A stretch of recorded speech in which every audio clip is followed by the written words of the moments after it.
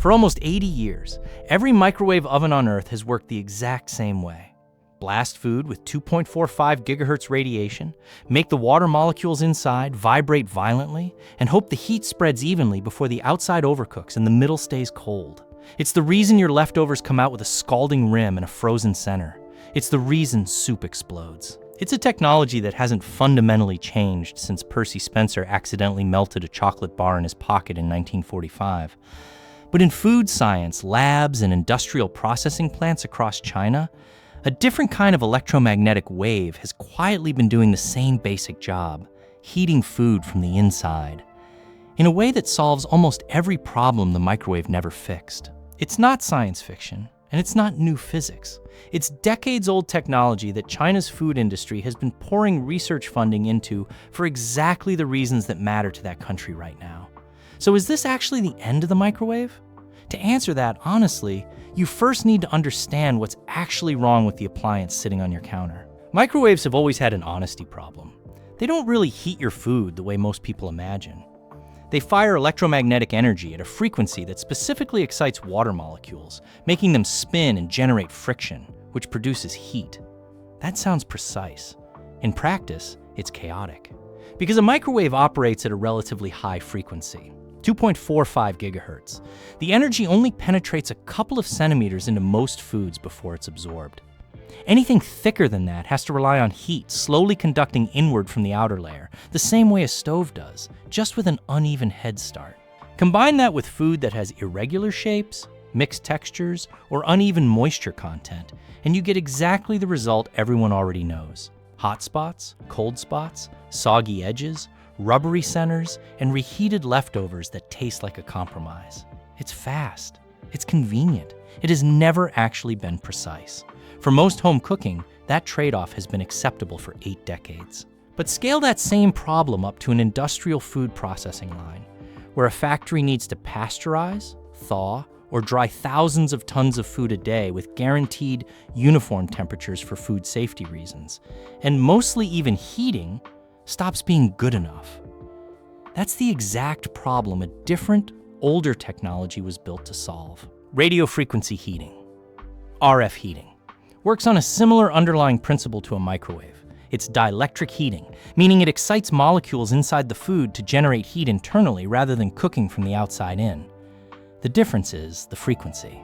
Where a microwave operates around 2.45 gigahertz, industrial RF systems typically run at 13.56, 27.12, or 40.68 megahertz, dramatically lower frequencies using much longer wavelengths.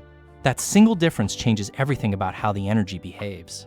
Longer wavelengths penetrate far deeper into food, inches instead of centimeters, which means RF can heat a large, dense, or frozen block of food genuinely from the inside out, rather than relying on the outer layers to slowly conduct heat inward. It also distributes energy far more evenly across irregular shapes, because the wave isn't as easily absorbed and scattered by the first few centimeters it hits. In practice, that means RF systems can pasteurize food, thaw large frozen blocks, dry grains, and even treat foods for insect pests, all without the uneven hot and cold spot problem that defines microwave cooking. None of this is a new discovery. RF heating has existed as an industrial concept for decades. What's changed is who's actually investing in refining it. And right now, that's overwhelmingly Chinese food science institutions. Researchers at Jiangnan University's State Key Laboratory of Food Science and Technology, Northwest A&F University's College of Mechanical and Electronic Engineering, and Shanghai Ocean University's Food Processing Research Center have published a steady stream of studies over the past several years on RF heating uniformity, equipment design, and applications, from pasteurizing beef sausage to tempering, frozen shrimp to replacing chemical fumigants used to kill pests in stored grain. The funding trail is just as telling. China's National Natural Science Foundation, provincial key research and development programs in Shaanxi and Ningxia, and China's Ministry of Science and Technology have all directly funded this research in recent years. Here's the actual point worth sitting with. This isn't a single lab breakthrough waiting to be unveiled. It's a slow, methodical, government-funded research push spread across multiple Chinese universities aimed squarely at replacing microwave-based methods in industrial food processing. Not because RF is a flashy new discovery, but because it solves a very specific, very unglamorous problem that matters enormously to China's food industry, keeping food safe and consistent at massive scale. China has seen explosive growth in what's called yuzi sei, pre-made, ready-to-eat, and ready-to-heat food, especially among younger consumers who want restaurant-quality meals reheated at home in minutes. That entire industry depends on food processors being able to pasteurize and prepare enormous volumes of food with guaranteed, even heating, because inconsistent heating in industrial pasteurization isn't just a taste problem, it's a food safety liability. Microwave-based industrial systems have never fully solved that uniformity problem at scale.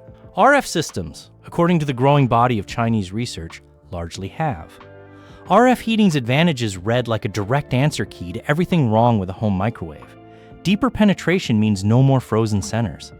Better uniformity means no more scalding edges around a cold middle. Because RF doesn't rely on the same narrow water molecule resonance that microwaves do, it also handles denser, less water-rich foods, like meat, grains, and semi-fluid products. With far more consistent results, an area where Chinese researchers publishing in food science journals have specifically flagged microwaves as unreliable for years. If a technology already solves your appliance's biggest complaint at industrial scale, the obvious next question is, why isn't it sitting on your kitchen counter yet? Here's where the end of microwaves headline runs into reality. Every credible piece of RF heating research right now is describing industrial or pilot-scale equipment. Machines built to process tons of food per hour in a factory, not a countertop appliance that fits between your toaster and your coffee maker. RF systems require significantly more complex electrode and matching network engineering than a microwave's simple magnetron, and shrinking that down to something safe, affordable, and small enough for a home kitchen hasn't been demonstrated in any of the current published research. Meanwhile, most of what's actually being marketed to consumers as the microwave killer right now, the AI thermal mapping, camera-equipped smart ovens showing up in kitchen tech coverage, are still fundamentally built around the same magnetron and microwave frequency technology as ever, just with better sensors and software layered on top to manage the unevenness rather than eliminate the underlying physics that causes it. That's a genuinely useful improvement. It isn't the same thing as the frequency level shift happening in Chinese industrial research. So is this actually the end of microwaves? Not on your countertop. Not yet. And nobody in the current research pipeline is claiming otherwise. But in the part of the food system most people never think about, the massive processing plants that pasteurize, thaw, and prepare the food that ends up in your freezer. China's food science institutions have spent years quietly building the case that radio frequency heating isn't just an alternative to microwave processing. It's already a better one. The home microwave's 80-year run isn't ending this year, but the industrial version of the exact same problem it was built to solve may already be over. If you found this interesting, subscribing helps a lot. This channel exists to dig into exactly the kind of unglamorous engineering shift that never makes headlines until it's already reshaped an entire industry. Here's a question worth sitting with. If the technology that already fixes your microwave's biggest flaw exists and works, just not in your kitchen yet, how many other invisible upgrades do you think are already running quietly in the industrial world, years before they ever reach a home appliance store shelf? Let me know in the comments.